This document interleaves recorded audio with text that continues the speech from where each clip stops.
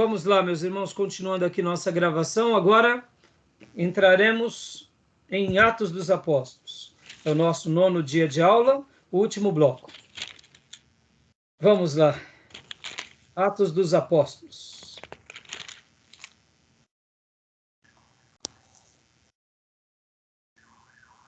Deixa eu compartilhar aqui para vocês.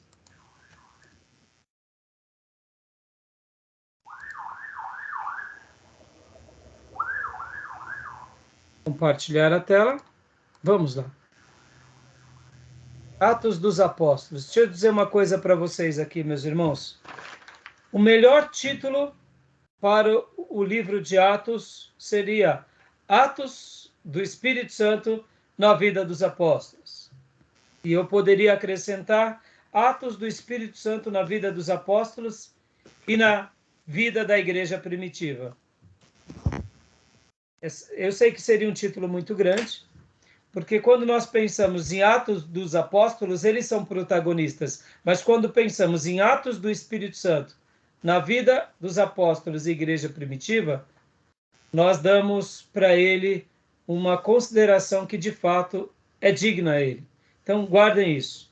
E na abertura da minha aula, eu tinha perguntado para vocês quem é o maior líder de todos. E depois de várias respostas dos irmãos, eu apresentei que o maior líder da igreja primitiva, depois de Jesus, é o Espírito Santo de Deus. Tá bom? Então vamos lá. A gente vai estar trabalhando aqui um pouco sobre essa questão do livro de Atos, a questão da ensaios da baixa crítica e depois ensaios da alta crítica. Vamos aqui rapidamente, irmãos. Eu vou deixar para vocês lerem essa questão da alta crítica e da baixa crítica, e depois, se vocês quiserem tirar alguma dúvida, vocês me procurem sobre essas questões. Mas, como eu já disse nas outras aulas, não tem nenhum problema a gente argumentar sobre essas questões. Elas existem, elas estão aí, precisamos debater com elas, mas eu particularmente acredito muito naquilo que eu já falei para vocês, que seguimos uma linha ortodoxa, tá bom? Então, lendo rapidamente aqui, ó, o título Atos segue o costume da literatura grega, por exemplo, Atos de Aníbal, Atos de Alexandre, livros que descreviam grandes feitos. Em castelhano é Feitos dos Apóstolos, né? A tradução de Atos é muito interessante, né? E essa ideia do título que eu acabo de dizer para vocês, irmãos, eu aprendi com meu professor de bibliologia, professor Luiz Henrique, no seminário.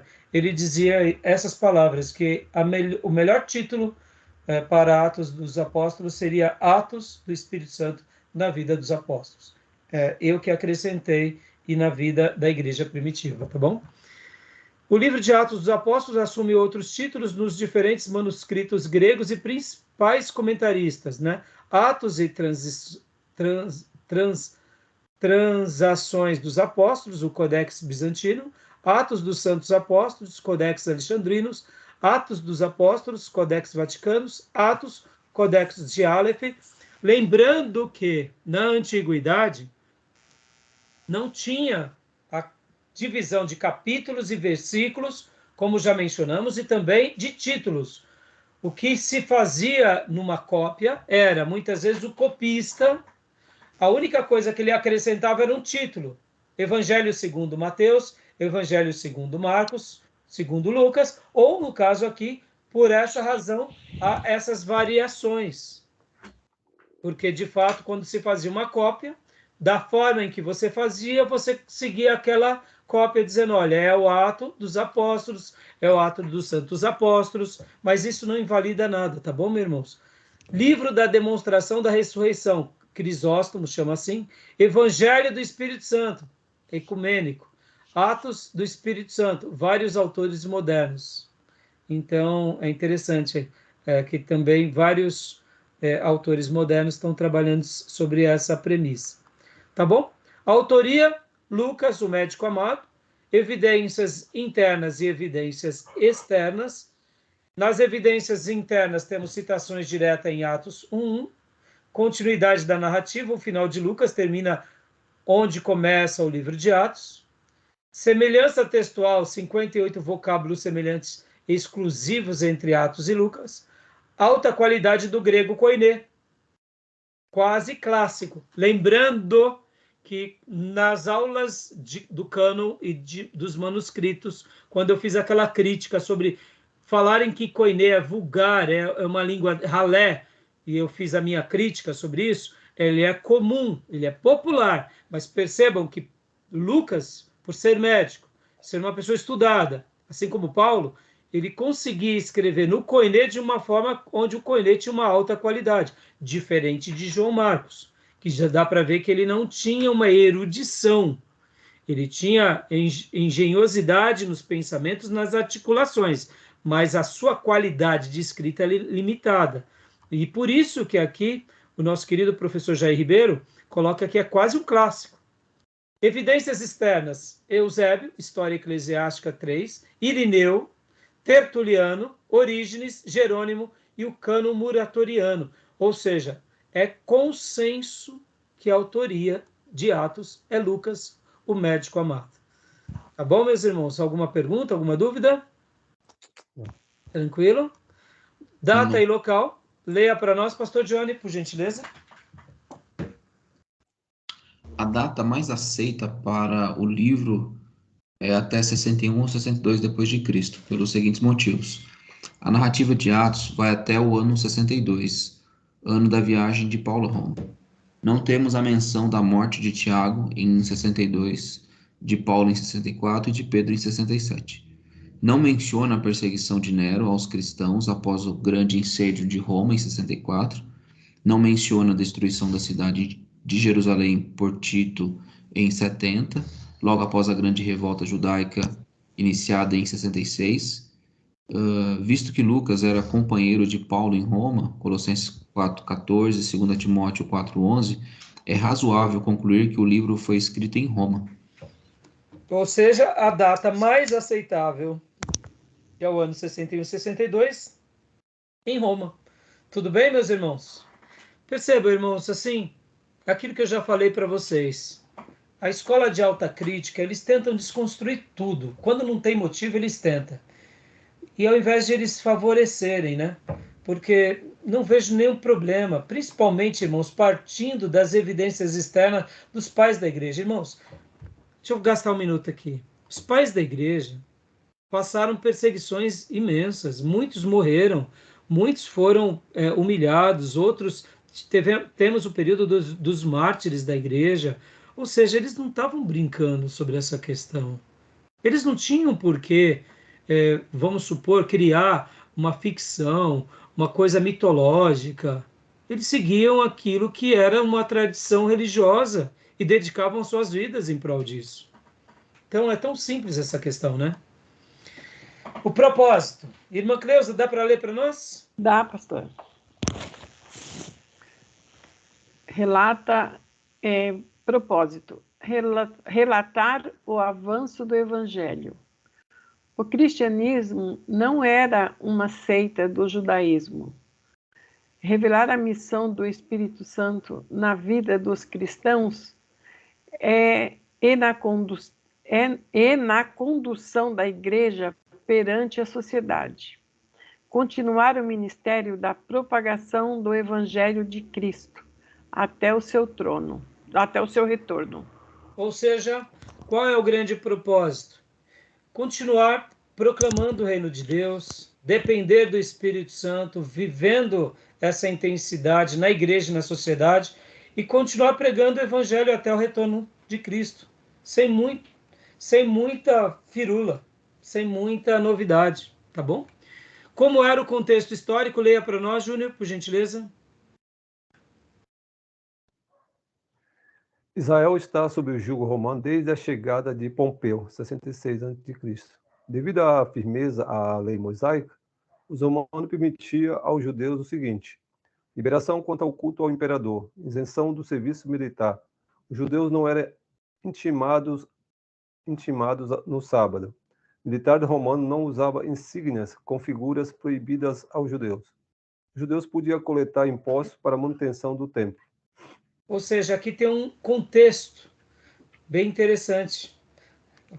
E aqui vai mostrar mais uma vez o Império Romano. Já trabalhamos várias vezes, mostrando o domínio dos romanos. Aqui é o Mar Mediterrâneo.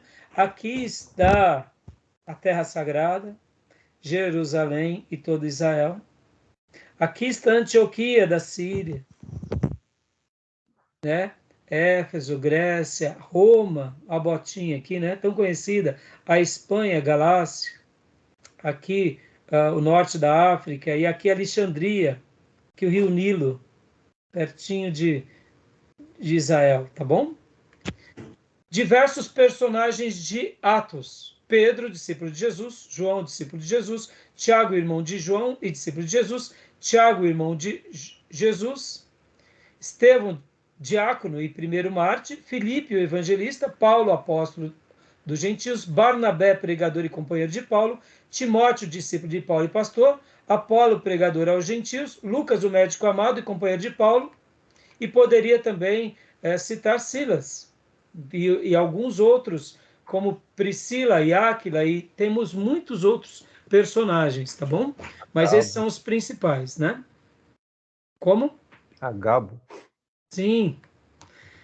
Paralelo entre Pedro e Paulo. Pedro, primeiro sermão. Paulo, primeiro sermão. Cura de um coxo, Simão mágico, Elimas o mágico, milagre da sombra, milagre da roupa, imposição das mãos, Pedro é adorado, Paulo é adorado, ressurreição de Tabita, ressurreição de Eutico, prisão de Pedro, prisão de Paulo. Olha que interessante, mostrando a autoridade do apóstolo entre os judeus e do apóstolo entre os gentios. Do capítulo 2 ao 12 é Pedro como grande líder dos apóstolos, e Paulo como um separado pelo Senhor para ser o apóstolo entre os gentios. Essa divisão aqui é bem interessante, né, irmãos? Gostei disso, hein? Eu também. Eu achei muito criativo. Muito criativo. Primeira viagem de Paulo, né? Aqui a gente vê a primeira viagem de Paulo saindo de Antioquia. Agora, olha só que interessante, irmãos. Deixa eu fazer aqui um adendo, né? Rapidamente. Eu me lembro que eu estava com um irmão, e ele estava indo numa igreja neopentecostal. E ele chegou para mim, e essa igreja, logo no todo o começo, é muito repleto de fervor, né, de qualquer movimento. E ele, como um dos pastores recém-ordenados desse ministério, estava tentando me convencer que eles estavam vivendo uma grande unção.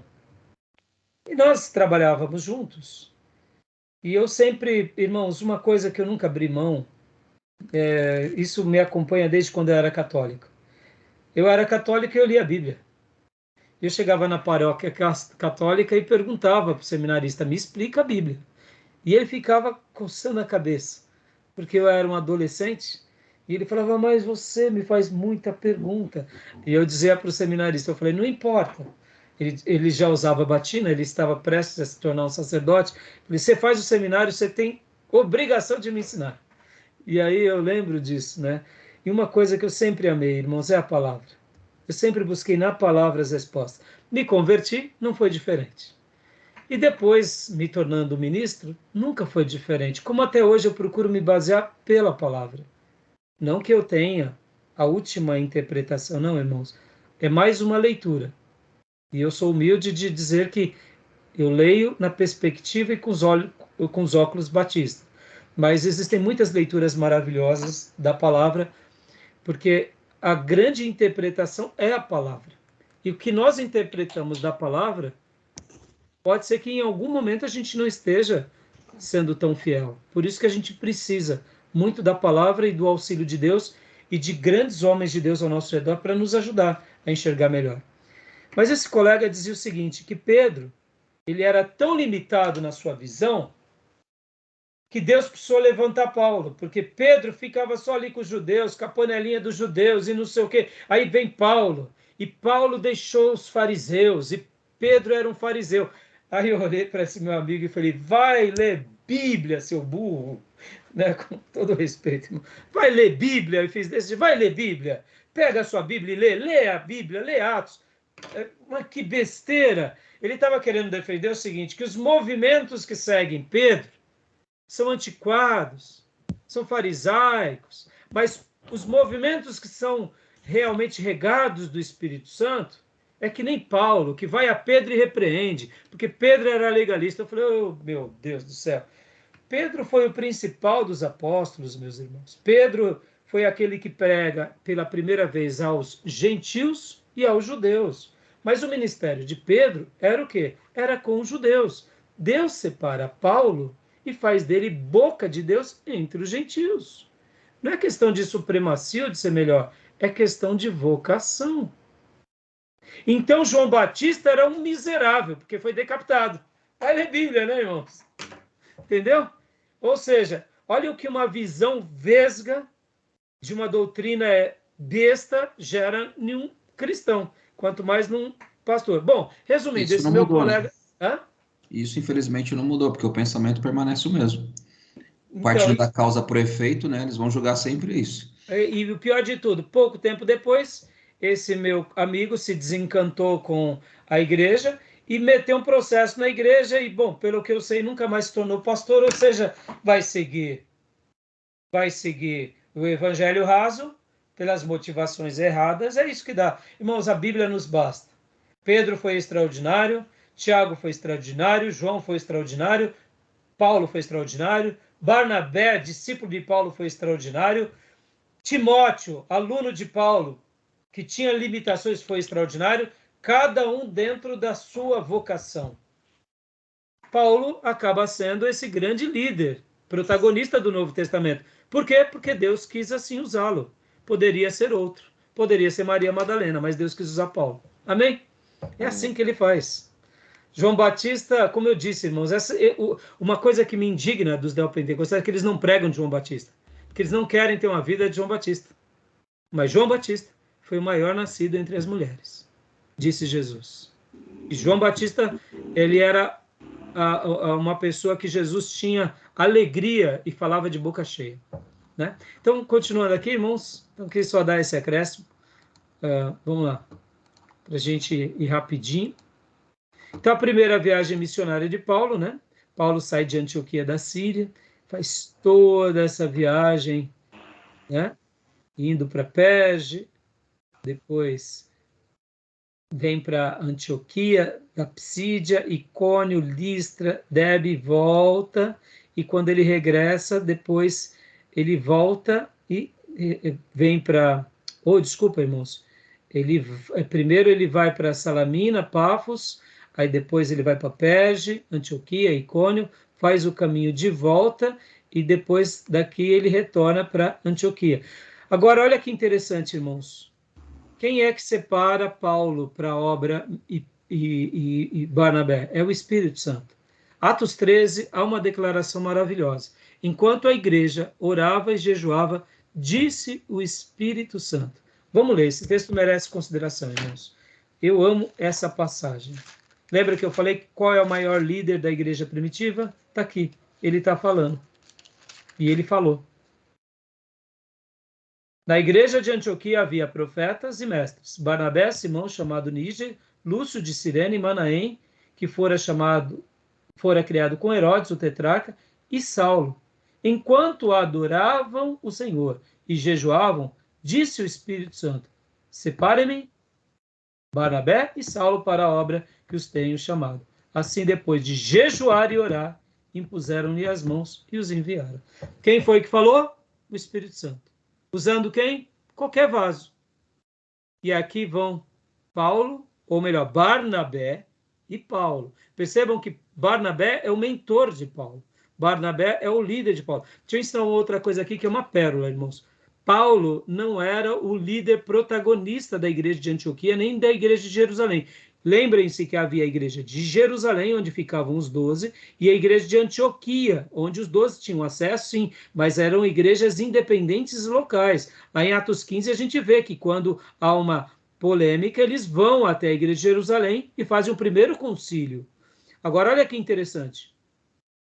Paulo, ele era membro e um dos líderes, junto com Barnabé, mas havia um colegiado pastoral em Antioquia. E quando ele volta, ele presta conta. Ele não é o chefão, ele é o servão, tá bom, meus irmãos? Deus perpetua a obra de Paulo, perpetua os frutos de Paulo, e nós o temos como um grande líder e expoente do Novo Testamento e escritor. Mas Paulo, sobretudo, recebeu essa autoridade porque ele era humilde e tinha pastores sobre eles e uma igreja sobre ele. Qual era a igreja? A igreja de Antioquia da Síria. Posso ouvir glória a Deus, meus irmãos? É fantástico isso. Isso é fantástico. Segunda viagem missionária de Paulo. Também algo muito curioso. Sai de Antioquia. O quartel-general de Paulo era Antioquia. Ele vai, né, para Tarso, depois Derbe, Listra, Icônio, Antioquia da Pisídia, Troade, Filipos, aí vem para Macedônia, Bereia, Atenas, Corinto, Éfeso, e aí chega em Cesareia, passa em Samaria, Jerusalém e volta para Antioquia. Essa é a segunda viagem missionária. Aqui é quando acontece, inclusive, o varão macedônio. É onde o próprio Satanás impede eles de prosseguirem. É onde eles convertem o carcereiro de Filipos. Aqui já é a segunda viagem missionária, logo depois da discussão. Irmãos, outra coisa importantíssima aqui. A discussão aconteceu, mas eles tinham harmonia. Eles sabiam resolver. Barnabé vai com João Marcos para um lado e Paulo vai com Silas ou Silvano para o outro lado e faz essa segunda grande viagem missionária. E aí a terceira grande viagem missionária, de novo, pode ver que ele volta sempre para Antioquia. Ele volta para Antioquia para quê? Para prestar relatório. E depois a terceira viagem missionária sai também, vem para Tarso, Derbe, Listra, Icônio, Antioquia da Pisídia, Éfeso, Esmirna, Pérgamo, aí Troade, aí vem isso, ele faz esse caminho também, né? Filipos, Tessalônica, Bereia, Corinto, Acaia, Bereia de novo, retorna, e aí ele vem para Assós, Mitilene, Mileto, Rhodes, Pátara, Tiro, Ptolemaida, Cesareia e Jerusalém. É a terceira viagem dele, até que ele fica aqui, quando ele tem aqueles votos judaicos dele. E aí vem a quarta e última viagem de Paulo, que é quando ele sai de Jerusalém, e aí a gente conhece já o finalzinho do livro de Atos, vai para Cesareia, Sidom, e aqui é onde, inclusive, o Ágabo, o profeta, mostra para ele, na terceira viagem missionária, que não é para ele ir para Jerusalém, mas ele vai. Dá uma ideia que parece que Paulo é teimoso, mas não é questão de teimosia, é questão de vocação, é o que eu penso. E aí ele faz a sua última viagem, que a gente poderia chamar de quarta viagem, mas na realidade já é a viagem para Roma, onde ele permanece. E lá ele tem o primeiro julgamento e o segundo julgamento, e depois ele vem a morrer. Mas é interessante que até nessa última viagem a gente vê Deus cuidando dele na ilha de Malta, lembra? Que ele tem a visão, Deus honra ele, e aqui ele chega em Roma, porque ele apelou para Roma, e aí ele tem aquele grande momento na vida dele em Roma. Tá bom, meus irmãos? Tudo bem até aí? Estou sendo bem sucinto aqui, porque a gente depois vai trabalhar na semana que vem sobre o livro de... eu quero gastar... A gente vai gastar uma aula falando dele sobre Paulo, e já vamos entrar nas epístolas. Então, com Paulo, a gente vai trabalhar um pouco mais esses detalhes, tá bom? Tudo bem? Alguma pergunta, alguma dúvida? Não, tranquilo. Não? Na quarta viagem missionária, o livro de Atos. Deixa eu voltar aqui. O livro de Atos acompanha os lances da vida de Paulo somente até o ponto em que ele já está há 2 anos em prisão domiciliar em Roma. Atos 28, 30 a 31. As evidências de uma quarta viagem missionária de Paulo pode ser reconstruída dos seguintes dados: sua intenção de ir à Espanha, testemunho de Eusébio, testemunho de Clemente de Roma, testemunho de Actus Petrus Vercellenses, testemunho do Cano Muratoriano. Então, são aqui alguns dados importantes. Quarta viagem missionária de Paulo, Itinerário mais provável: Roma, Espanha, Creta, Mileto, Colossos, Éfeso, Filipos, Nicópolis e Roma no ano 67, no seu segundo aprisionamento. Aqui tem as referências e as datas. E aí aqui vem ensaios da alta crítica, etc. e tal. Eu vou deixar para vocês lerem depois, e qualquer dúvida vocês tiram comigo. Tá bom, meus irmãos? Ok. Tá bom? Alguma dúvida, alguma pergunta? Eu fui um pouco rápido aqui para a gente concluir, tá bom? Mas eu quis ser um pouco objetivo, porque assim, o livro de Atos, ele é tão extraordinário e naturalmente agora que a gente vai entrar na terça-feira que vem na vida de Paulo, nas cartas, a gente vai pontuar melhor cada parte, essas viagens, essas interações. É claro que, como introdução ao Novo Testamento, a gente vai estar trabalhando mais dentro da introdução, mas não tem como, e eu farei essas viagens com vocês, a gente vai voltar para o livro de Atos. Então, eu quis realmente fazer aqui um apanhado. E uma última coisa, né, irmãos, até citando aqui, esses ensaios da alta crítica, como eu disse, irmãos, eles são legítimos, mas, assim, eles acabam sempre fazendo aquelas discussões, dando problemas, dando lacunas, de que não foi Lucas que escreveu Atos, e tantas coisas assim que eu acredito que eu não quero gastar esse tempo com vocês diante disso, porque eu acho que é desnecessário, tá bom? Uma última coisa que eu queria dizer sobre isso, né, é que o livro de Atos ele é chamado um livro histórico. O estilo literário dele é histórico. Mas na minha cosmovisão, eu não vejo assim. Assim como o livro de Mateus ele é bibliográfico, é a bibliografia de Jesus, o livro de Atos é a bibliografia da Igreja Apostólica na história e da Igreja Primitiva na história.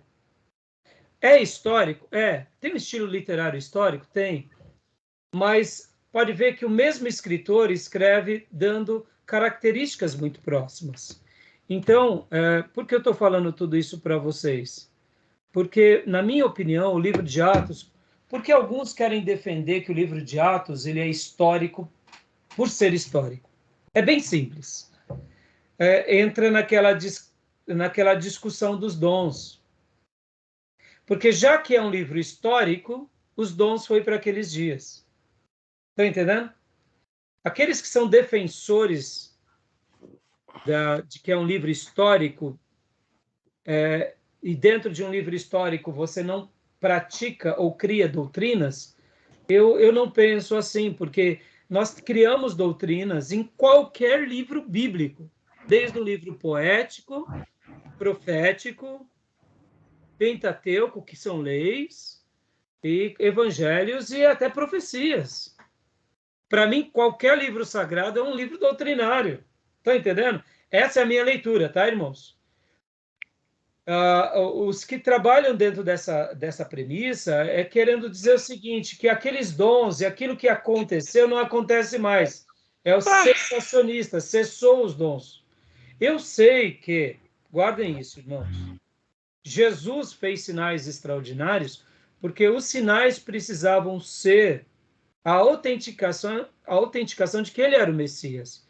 E os apóstolos também fizeram coisas extraordinárias, porque precisavam mostrar que esses que foram separados por Jesus foram os canais das últimas revelações.